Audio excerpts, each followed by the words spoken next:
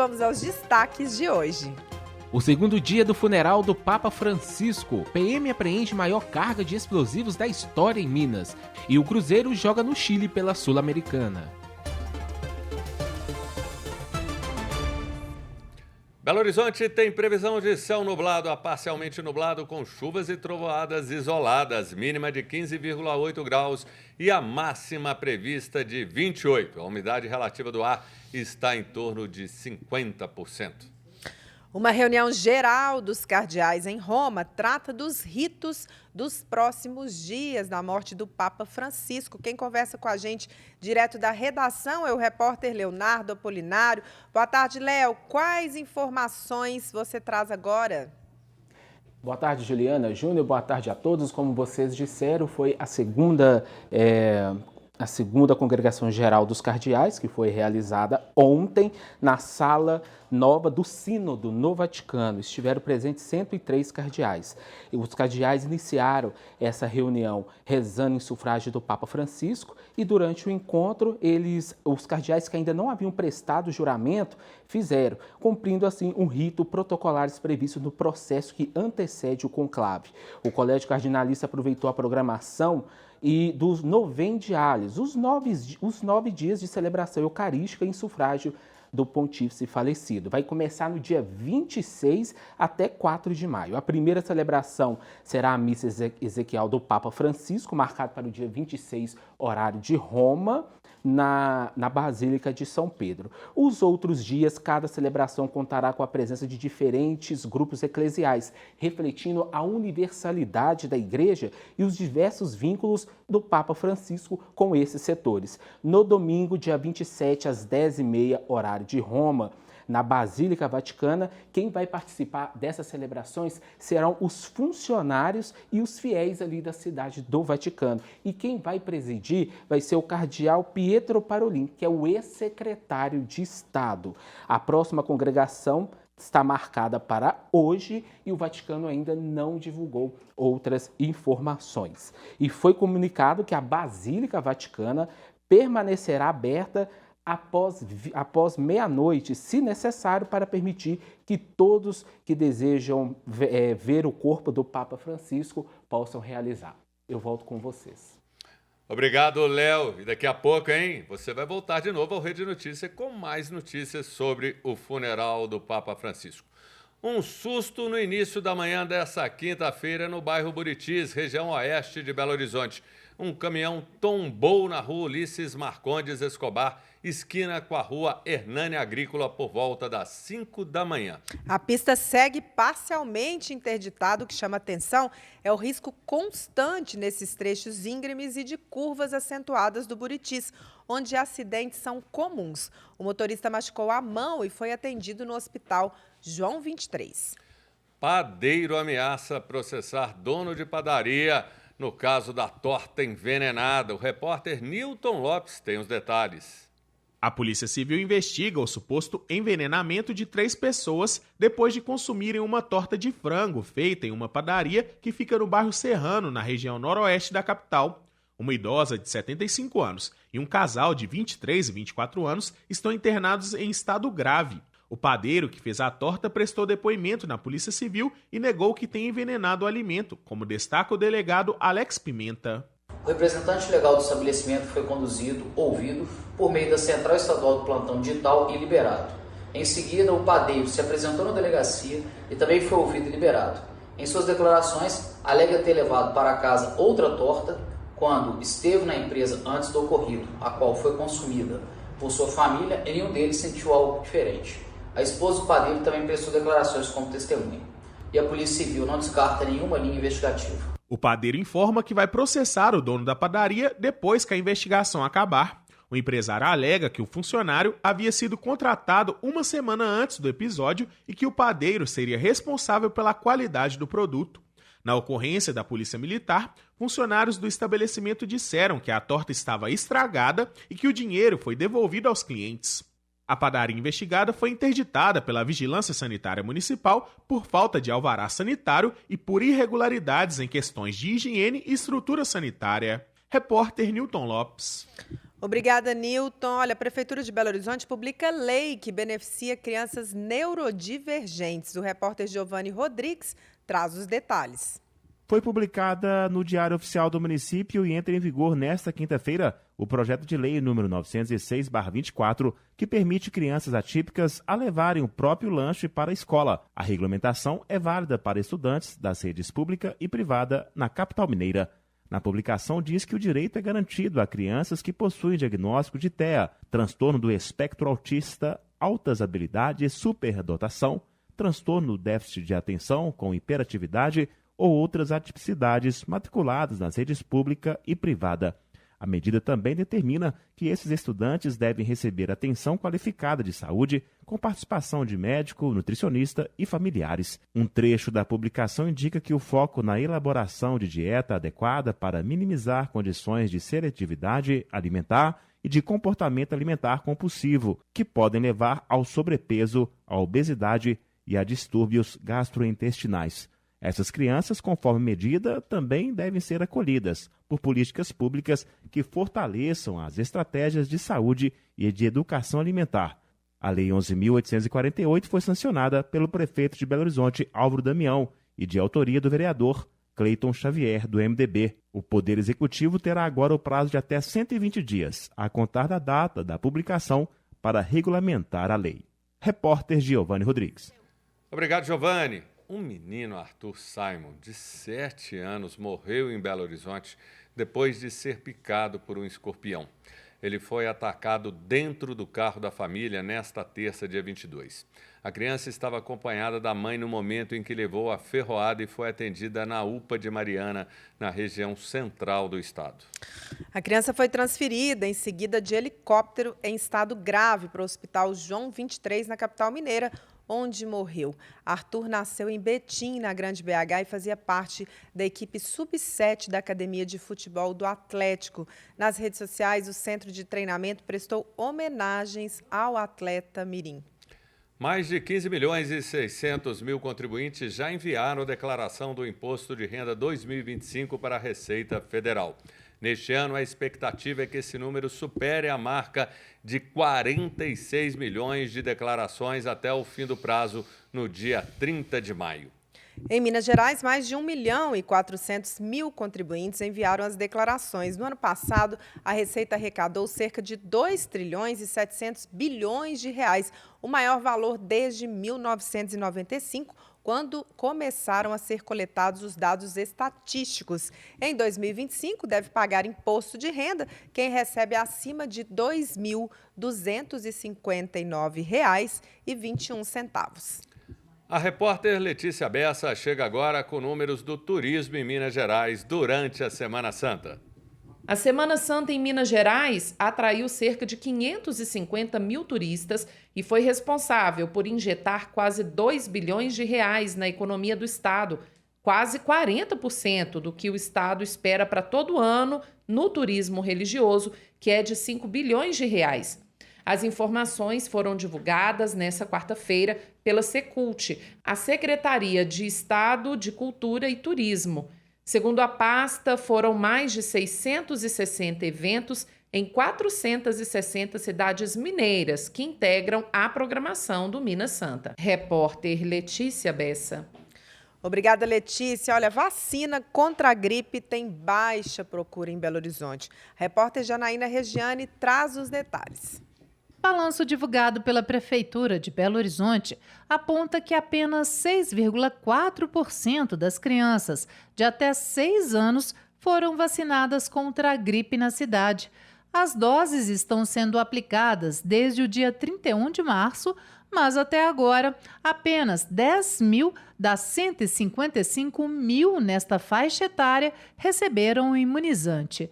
A Prefeitura reforça o apelo para que os pais ou responsáveis compareçam a um dos 153 centros de saúde da capital, portando documento de identificação ou certidão de nascimento e do cartão de vacina para que a criança seja protegida contra 2 vírus transmissores da gripe. A atual campanha também tem como alvos idosos com mais de 60 anos, mulheres grávidas e aquelas com filhos recém-nascidos, professores e pessoas com deficiências físicas permanentes ou portadoras de doenças crônicas. Repórter Janaína Regiane. Obrigada, Janaína. Olha, a Polícia Militar fez a maior apreensão de material explosivo já ocorrida no estado, em uma operação realizada em Teófilo Otoni, no Vale do Mucuri. Os agentes faziam uma inspeção de rotina na cidade quando uma caminhonete foi abordada. Na carroceria estavam vários sacos de serragem. O condutor disse que transportava adubo, mas os policiais constataram que, na verdade, eram 225 quilos de nitrato de amônia embebidos em óleo diesel, além de um rolo de aproximadamente 500 metros de cordel detonante. O motorista tentou fugir, chegou a agredir um policial, mas foi perseguido e alcançado na zona urbana da cidade. Na casa dele ainda foram apreendidos 84 rolos de cordel detonante, 27 rolos de estopim pirotécnico e diversas caixas de detonadores, além de R$117 mil em dinheiro. A casa foi isolada até a chegada do esquadrão antibombas da PM. O condutor da caminhonete, de 57 anos, e uma mulher de 55 foram presos em flagrante e levados para a delegacia local. No próximo bloco, o Cruzeiro joga pela Sul-Americana no Chile. Mais informações sobre o funeral do Papa Francisco, 12:18.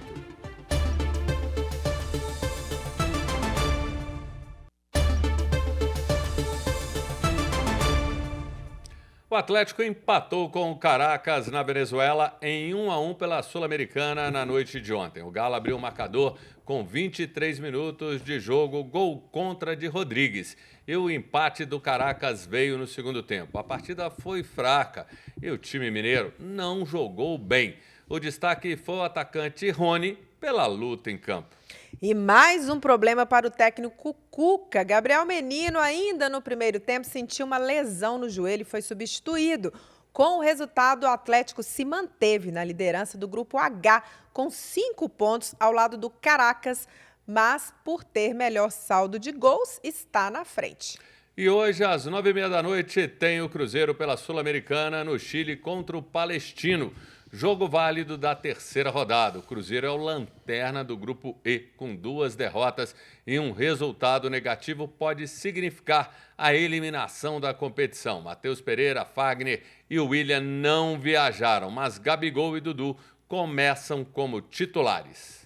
No campeonato chileno, o Palestino é o segundo colocado e na Sul-Americana tem uma vitória e uma derrota. E ontem, o Mushuc Runa, do Equador, venceu o União Santa Fé por 3-0 e assumiu a liderança do grupo com 9 pontos.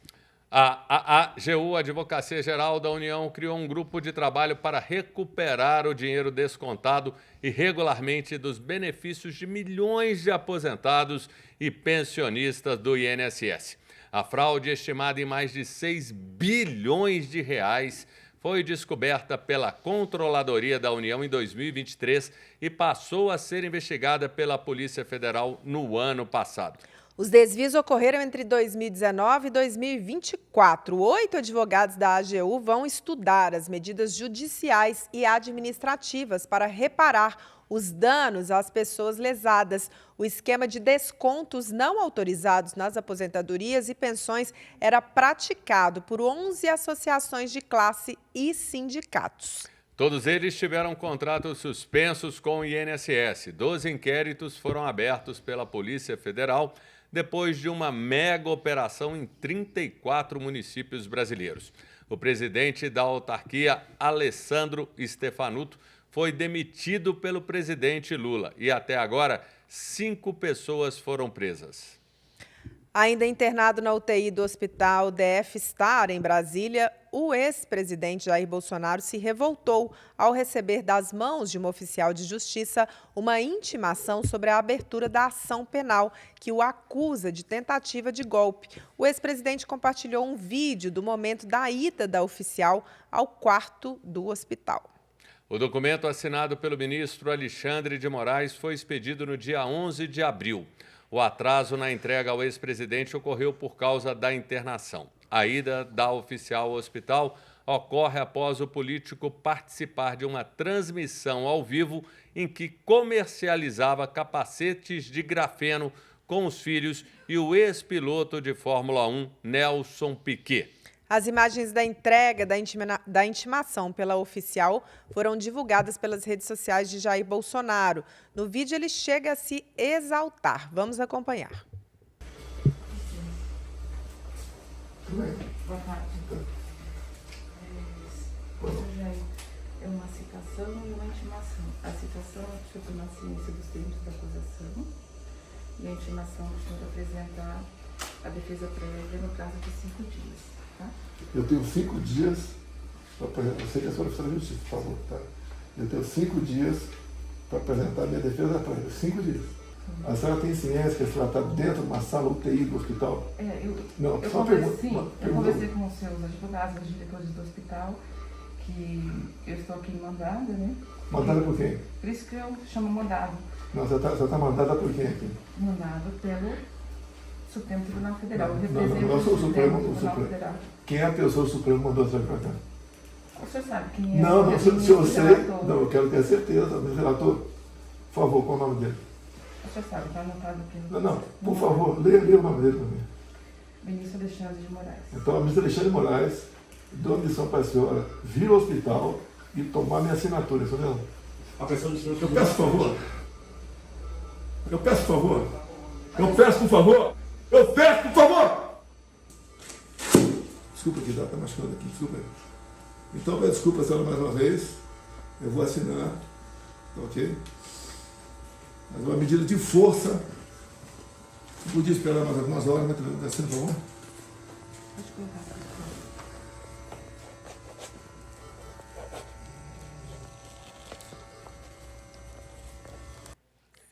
E acaba de chegar à redação do Rede Notícia um boletim médico do Hospital DF Star, dizendo que o ex-presidente Jair Bolsonaro permanece na UTI em acompanhamento pós-operatório. Apresentou piora clínica, elevação da pressão arterial, piora dos exames laboratoriais hepáticos e será submetido a uma nova bateria de exames de imagem. O repórter Léo Apolinário volta ao Rede Notícia direto da redação. Léo, e sobre o conclave, que informações temos? Já existe uma previsão, um dia, uma data? Bom, Júnior, o Vaticano informou que o conclave deve ocorrer entre o dia 6 até o dia 11 de maio. Ainda estão nos trâmites, as reuniões estão acontecendo para que tudo corra normalmente. Nós vamos acompanhar imagens ao vivo agora do Vaticano, 12h28 aqui no Brasil, 5h28.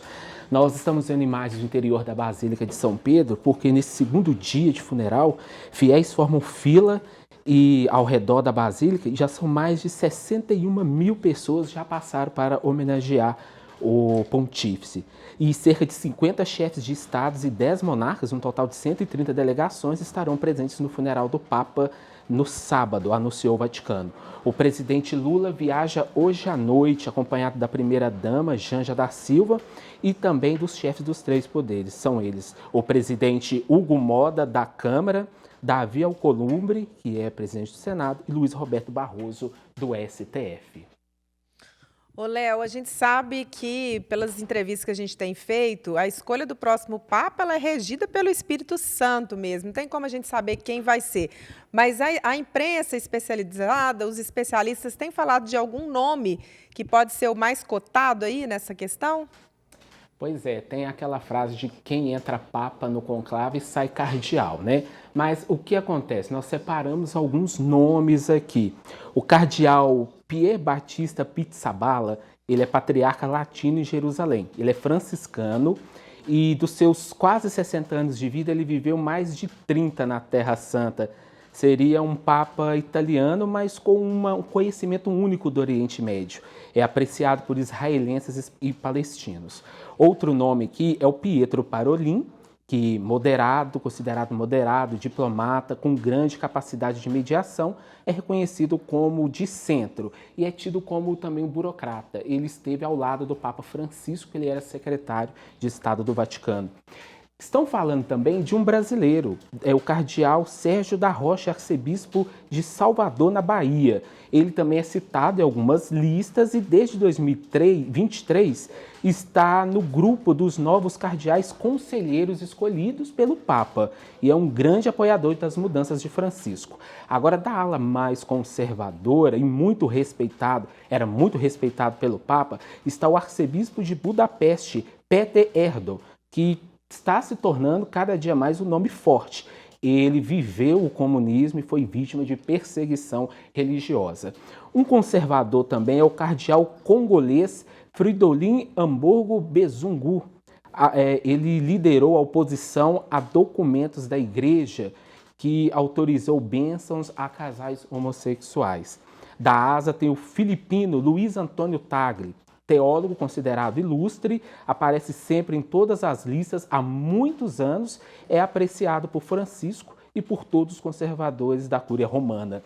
Para terminar aqui, nós temos o austríaco Christoph Schambon, considerado também um teólogo brilhante. Ele era próximo do Papa Bento XVI e ele defende o acolhimento aos divorciados que se casaram novamente. E para encerrar, tem o Jean-Marc Aveline, arcebispo de Marsella. Francisco tinha uma forte ligação com Marsella pela boa convivência que ele tem entre as religiões por conta do local onde ele é o arcebispo. Continuamos vendo imagens ao vivo do Vaticano, são pessoas que estão formando filas para fazer a última homenagem ao Papa. Eu volto com vocês. Obrigado, Léo. Ficou muito bom e muito esclarecedor. Termina a primeira parte do Rede Notícia e agora você acompanha as repercussões sobre a morte do Papa Francisco. Acompanhe as nossas redes sociais no Instagram, @TV Horizonte Oficial e Rádio América Oficial. Até amanhã.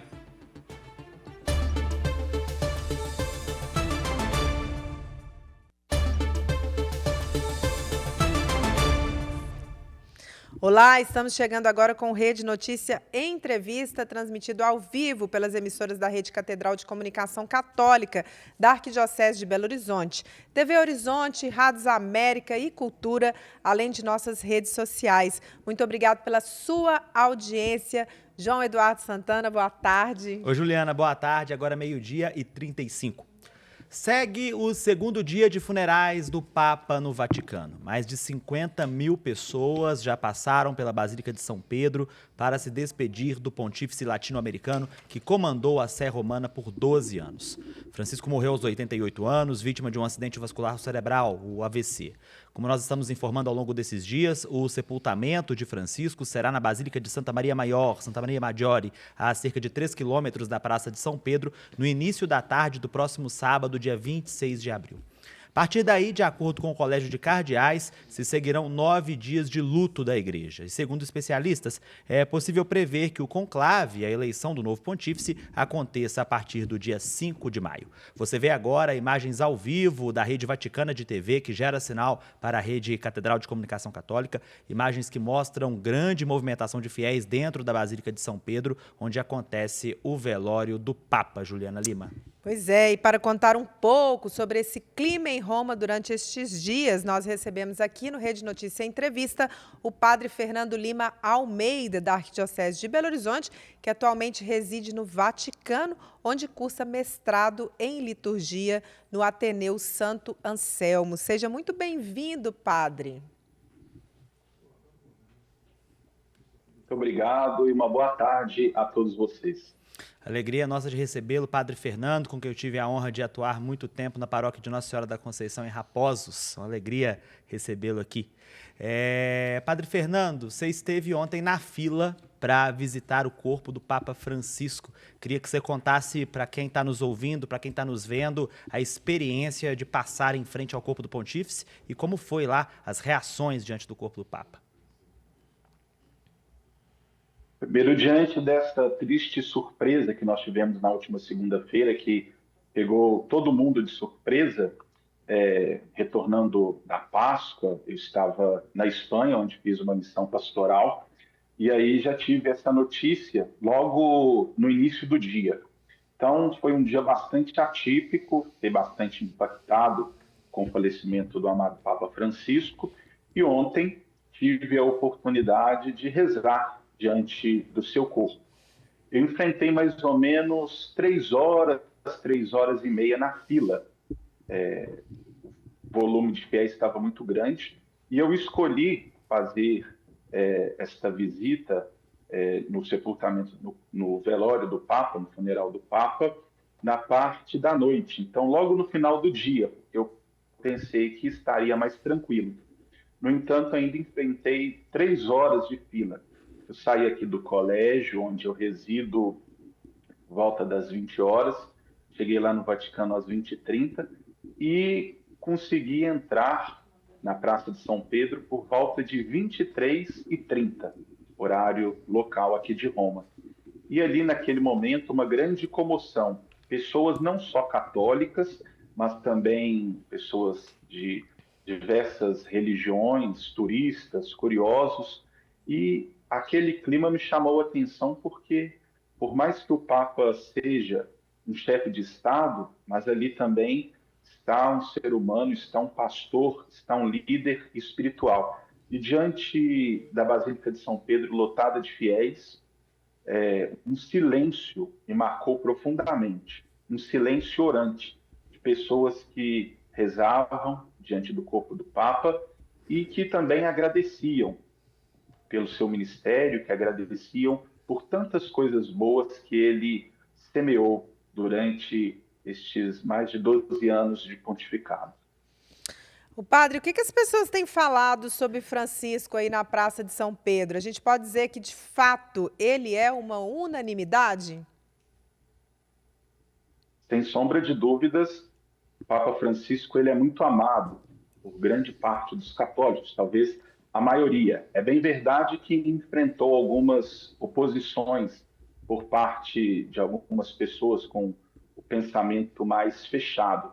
No entanto, a sua forma de acolher, a sua forma de dialogar e o seu estímulo por tantas instâncias de escuta chegou a tocar o coração de pessoas de dentro da igreja, mas também de pessoas de fora. Então, este apreço, este reconhecimento pela figura do Papa Francisco como um líder religioso, como o sucessor do apóstolo Pedro, mas também como um promotor da paz, certamente toma conta de muitos fiéis e de toda a humanidade, podemos dizer assim. Padre Fernando, como que está sendo a rotina de vocês religiosos aí que estudam nos mestrados, nos doutorados oferecidos pelas Pontifícias Universidades Católicas durante esses dias aí de luto pelo Papa Francisco? O que mudou na rotina de vocês? Então, como essa semana é a semana que sucede a Páscoa, as universidades se encontram em recesso. Então, essa semana nós não estamos tendo aula. E aí possibilita essa forma da gente participar de maneira mais intensa dos funerais do Papa, seja no rito de acolhida, teve ontem na parte da manhã, seja do funeral que está acontecendo lá na Basílica Vaticana, e também de outras programações que estão tendo aqui na cidade. O padre, queria que o senhor falasse, por favor, sobre as suas impressões pessoais sobre o Papa Francisco e também como que o senhor define o pontificado dele. Nós podemos visualizar vários elementos que compuseram o pontificado do Papa Francisco. E eu destaco a capacidade de dialogar. No mundo marcado por tantas polarizações, o diálogo é uma ferramenta fundamental para que a gente cancele esses extremismos e possa, então, dialogar, possa estabelecer pontes. E o Papa soube dialogar tanto dentro da Igreja, possibilitando e fortalecendo estas instituições de escuta, como, por exemplo, o Sínodo dos Bispos, que ele promoveu por diversas vezes, debatendo temas significativos para a nossa Igreja, como as juventudes, como as famílias. Destaco no Sínodo das Famílias aquela possibilidade que as famílias tiveram de participar, seja através de uma colaboração realizada nas igrejas diocesanas, mas também através da reunião. O Sínodo sobre a sinodalidade também, que novamente possibilitou essa abertura de participação de todo o povo de Deus. Então, temos elementos de diálogo dentro da igreja, mas também fora da igreja. O Papa Francisco estabeleceu muitas pontes, seja com o Pacto Educativo Global, seja com esse novo humanismo, seja buscando mediar conflitos, e tudo isso certamente vai fazer com que estes frutos do seu pontificado continuem fecundando a igreja e a humanidade. Padre Fernando Lima Almeida, que é estudante de liturgia no Vaticano, do clero da nossa Arquidiocese de Belo Horizonte. Padre Fernando, bem rapidamente, queria que o senhor falasse o que o senhor tem ouvido aí nas ruas de Roma sobre o novo Papa, o que as pessoas estão esperando aí do novo pontífice. É interessante, João, porque nesse momento muitas pessoas se tornam especialistas no Vaticano, vaticanistas, e me chama a atenção sempre essa polarização também. Você falava no bloco anterior de alguns cardeais com posicionamento mais progressista, outros com o posicionamento mais conservador, mas diante de tudo isso, a Igreja é muito sábia. Diante da morte do Papa, ela vivencia primeiramente um luto, através destes 9 dias que sucedem o sepultamento do Romano Pontífice, e ali, entre oração e ação, ela já vai preparando, pedindo ao Espírito Santo que ilumine, que inspire, para que ela possa escolher o sucessor do apóstolo Pedro. E o Espírito Santo age. Age não de uma maneira mágica, como muitos podem pensar ou talvez questionar, mas age dando liberdade também para que escutas sejam feitas, escutas sejam realizadas através das congregações que os cardeais já estão realizando lá no Vaticano, mas também que essa escuta possa acontecer também nas conversas entre eles, vendo as luzes e sombras que compõem a nossa igreja nesses tempos atuais. E diante dessas tantas apostas que as pessoas fazem, o sentimento que toma o meu coração não é de apontar o nome de A, de B ou de C, mas de rezar para que seja um pastor segundo o coração de Deus, que tenha sabedoria para guiar a nossa igreja nesse tempo tão desafiador que estamos vivendo. Muito bem, esse foi o padre Fernando Lima Almeida, da Arquidiocese de Belo Horizonte, atualmente residindo no Vaticano, cursando mestrado em liturgia. Padre Fernando, obrigado pela presença conosco, seja sempre bem-vindo. Uma alegria falar com vocês, parabéns por esse trabalho de evangelização e de informação que vocês vêm realizando junto à nossa rede catedral de comunicação católica. A alegria é nossa. Padre, muito obrigada. A gente volta no próximo bloco, ainda falando sobre as repercussões da morte do Papa Francisco. Fica com a gente.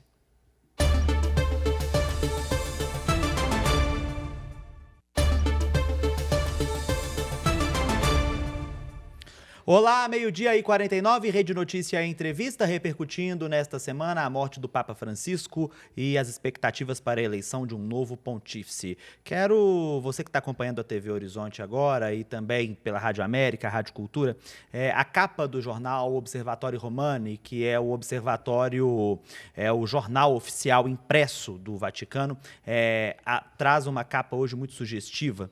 L'abbraccio del suo popolo, ou seja, na tradução literal, o abraço de seu povo, né? E uma imagem muito bonita feita pelos fotógrafos do Vaticano, o povo cercando o caixão do Papa Francisco em uma fila que está chegando a aproximadamente 8 horas de duração para que toda a multidão consiga ver o Papa. Então, a capa do Observatório Romano de hoje. A gente pode trazer também nesse momento, para quem está acompanhando a TV Horizonte, as imagens ao vivo do Vaticano, e parece que aumenta a cada hora o número de pessoas que se achegam ao Papa.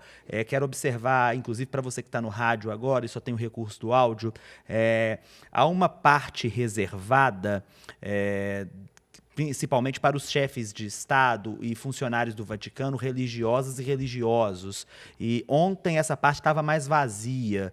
Hoje essa parte já se apresenta completamente lotada de religiosos. A fila agora parece que está dando uma acalmada, você vê alguns espaços vazios na fila que entra pelo corredor central da Basílica de São Pedro. Você vê alguns espaços mais vazios na fila, o que você não via mais cedo, mas a parte reservada para os religiosos está completamente tomada. Juliana, o Papa Francisco, sem dúvida alguma, como dizia o padre Fernando, ele é um fenômeno, né?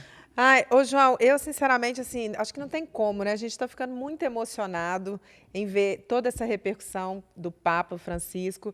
É um sentimento de gratidão que toma conta de todas as pessoas mesmo. Sim. Ontem, inclusive, uma imagem que dominou as redes sociais, né? Todos os jornais trouxeram isso, que foi uma irmã da Filhas de Jesus, né? Congregação das Filhas de Jesus. Congregação das Filhas de Jesus, que conseguiu ficar mais do que aqueles poucos segundos até que as pessoas passam ali, e ela conseguiu ficar ali quietinha, né, e chorando e rezando pelo Papa. E aí toda a imprensa internacional, a imprensa nacional também, trouxe essa história dela, né, que era, você mesmo estava comentando aqui, que era uma visita constante para o Papa, que fazia um trabalho com os transexuais também, estava sempre levando essas pessoas para o Papa. Papa Francisco realmente, assim, vai deixar muita saudade. Sim. Nesses últimos dias, as redes sociais, todo mundo está resgatando algum vídeo do Papa Francisco, alguma fala dele, né? E são falas, assim, que eu acho que a gente tem que mesmo que fazer esse movimento nesse momento, porque era um Papa muito midiático, mas que nem sempre ele estava, né, nas capas de jornais. Nem todas as declarações ficaram conhecidas para o público. Então, assim, agora eu estou sentindo que está todo mundo até fazendo um movimento de rememorar o Papa Francisco, que está fazendo a gente ficar mais apaixonado por ele, né, João? Justamente, Juliana. Agora, meio-dia e 53, o Vatican News, que é a página oficial do Vaticano nas redes sociais e que é responsável também pela Rádio Vaticano, pela TV do Vaticano, divulgou hoje as primeiras imagens do túmulo do Papa Francisco. O túmulo do Papa Francisco, ele está sendo escavado, né, em meio ao altar de São Francisco e o altar de Santa Maria, dentro da Basílica de Santa Maria Maggiore, né, Santa Maria Maior, que fica a cerca de 3 quilômetros da Praça de São Pedro. É o local onde o Papa Francisco escolheu como última morada. Para você que acompanha na rádio, esse túmulo ele está sendo escavado em mármore, já se apresenta a única inscrição que o Papa Francisco pediu, que fizesse era a inscrição de seu nome, Francisco. Né? E essa inscrição ela já se faz presente nesse túmulo, além da sua cruz peitoral, né? A cruz de bispo. Lembrando que o Papa Francisco, quando foi eleito em 2013, ele rejeitou ter uma cruz de papa, ele adotou a cruz de bispo que ele já usava como arcebispo de Buenos Aires, uma cruz de latão. Ô, João, e continuando as nossas repercussões aqui sobre a morte do Papa Francisco, a gente vai falar sobre as expectativas, né, para a eleição desse novo pontífice. Nós vamos conversar agora com o professor e doutor em Sagrada Escritura, o Frei Jacir de Freitas Faria, da Ordem dos Frades Menores, mais conhecidos como franciscanos. Seja muito bem-vindo, Frei Jacir. Muito obrigada por nos atender. Bom dia. Um abraço para você e para todos aqueles que nos assistem, que nos ouvem nesse momento tão importante de nossa história, nesse momento em que o Papa Francisco se despede de todos nós. Frei, em poucas palavras, como definir o pontificado de um Papa que escolheu carregar consigo o exemplo de homem do milênio, Francisco de Assis? Pois é, o Papa Francisco, o Papa número 246 da nossa história, né? Com toda a tradição de falar da infalibilidade do Papa, esse homem veio no meio de nós para nos dizer que todos somos infalíveis. Um homem que veio da periferia do mundo e preferiu não viver no meio das pompas, né? Eleito, acho que muito interessante, com um antecessor já vivo, né? Quis viver em toda a sua simplicidade, escolheu o nome de Francisco e quis viver toda a sua simplicidade fora do Vaticano. Enfrentou muitos desafios dentro da igreja, como reduzir os salários e mordomias dentro do Vaticano. Esteve junto do povo. Acho que o Papa Francisco pode ser definido por nós como aquele pastor com cheiro de ovelha, né? Desde o início ele se disse bispo de Roma, muito interessante, não o bispo do mundo. Reforçou muito a questão da ecologia, as suas famosas encíclicas, né? Laudato Si, que ele retomou toda a perspectiva da ecologia no mundo, entendendo que ela é fundamental e importante para todos nós. Um homem que também disse que todos nós somos irmãos, a sua encíclica Fratelli Tutti marcou muito a história.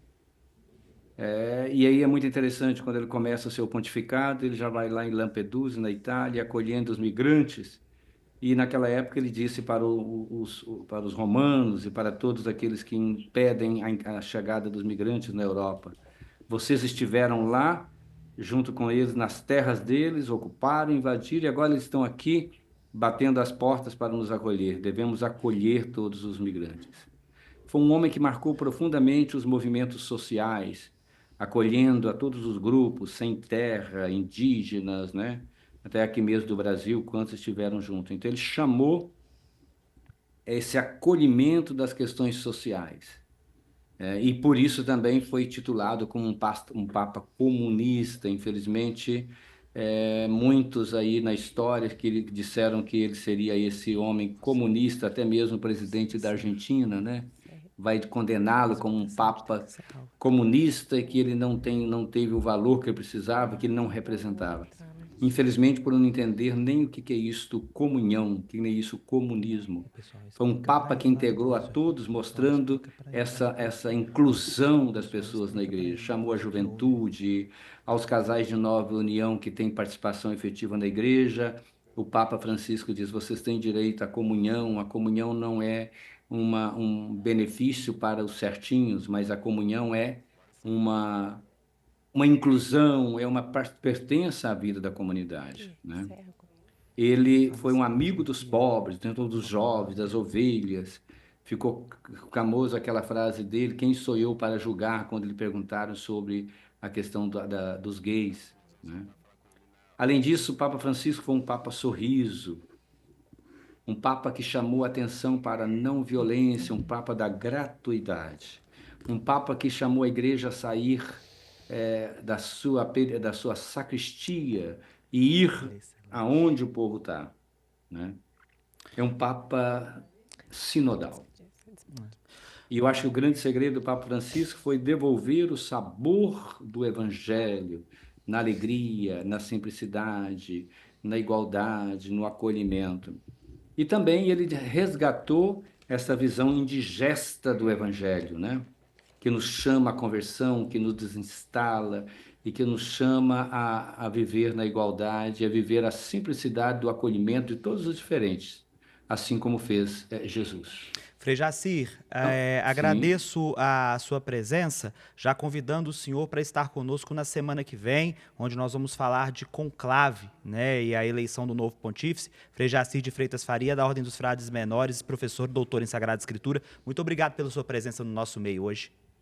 Eu que agradeço, né, e oxalá que esse conclave possa escolher um Papa Francisco II, que continue o seu modo de ser, viver e proclamar o Evangelho. Obrigado ao Papa Francisco por tudo que ele foi e sempre estará no nosso coração. Obrigada, Padre. É você que esteve conosco até agora. Gratidão. Na Rádio América, fique com o programa Vaticano. Na TV Horizonte, é a vez do Bola na Rede com Júnior Brasil. Siga a gente nas redes sociais. Até amanhã. Até amanhã, João. Até amanhã, Juliana. Deus nos guarde nesta quinta-feira. Coragem!